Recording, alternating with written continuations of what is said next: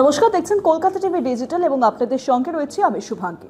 সকালবেলা ঘুম ভেঙেই ফোনে একটা মেসেজ, এক্সট্রিমলি সিভিয়ার অ্যালার্ট, এবং তারপরেই ফোন একেবারে বেজে উঠছে প্রায় সাইরেনের মতো। এই অবস্থায় আজকে কিন্তু তৈরি হয়েছে একাধিক ব্যক্তির ফোন এবং একেবারে সকলেই কিন্তু চমকে গিয়েছে।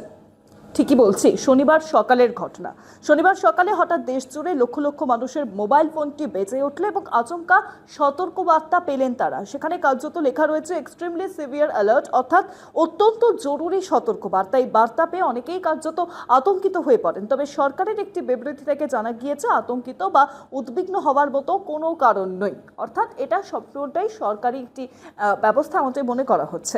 পরীক্ষামূলকভাবে এই ব্যবস্থা চালু করা হয়েছে সরকারের তরফে। সম্পূর্ণ দেশীয় পদ্ধতিতে ইতিমধ্যেই এই সেল ব্রডকাস্ট প্রযুক্তি তৈরি করা হয়েছে। মূলত প্রাকৃতিক দুর্যোগ বা কোনো মনুষ্য সৃষ্ট কোনো বিপদ থেকে মানুষকে সতর্ক করতে সম্পূর্ণ দেশীয় পদ্ধতিতে এই ব্যবস্থা চালু করা হয়েছে এবং পরীক্ষামূলকভাবে ইতিমধ্যেই সেই অ্যালার্ট দেওয়া হয়েছে এমনটাই মনে করা হচ্ছে। প্রাকৃতিক দুর্যোগ বা যে কোনো বড় বিপদের সময় এভাবেই মোবাইল অ্যালার্ট দিয়ে দেশবাসীকে সতর্ক করবে সরকার। শনিবার অর্থাৎ আজ 2রা মে কেন্দ্রীয় স্বরাষ্ট্রমন্ত্রী অমিত শাহ ও কেন্দ্রীয় কমিউনিকেশন মন্ত্রী জ্যোতিরাদিত্য সিন্ধিয়া তিনি যৌথভাবে এই পরিষেবা সূচনা করেছেন।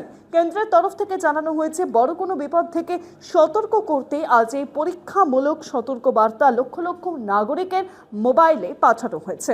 এদিকে এই মেসেজ পেয়ে সাধারণ মানুষের কোনো পদক্ষেপ করার কোনো প্রয়োজন নেই।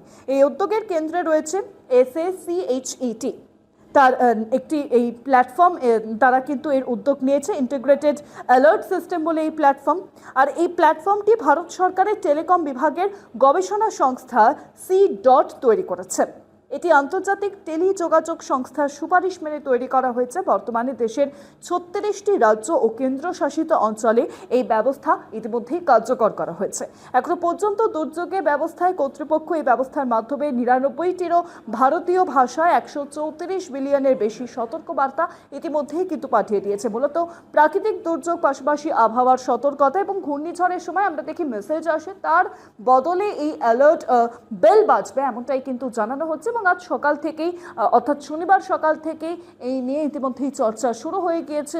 বহুজনের ফোনে এই অ্যালার্ট মেসেজ এসেছে, তারা চমকে গিয়েছেন। তবে সরকারের তরফে বিবৃতি দিয়ে জানিয়ে দেওয়া হয়েছে কোনো রকম আতঙ্কিত হওয়ার কিছু নেই, পুরোটাই সরকারি একটি ব্যবস্থা এবং মানুষকে সতর্ক করার জন্যই এই ব্যবস্থা।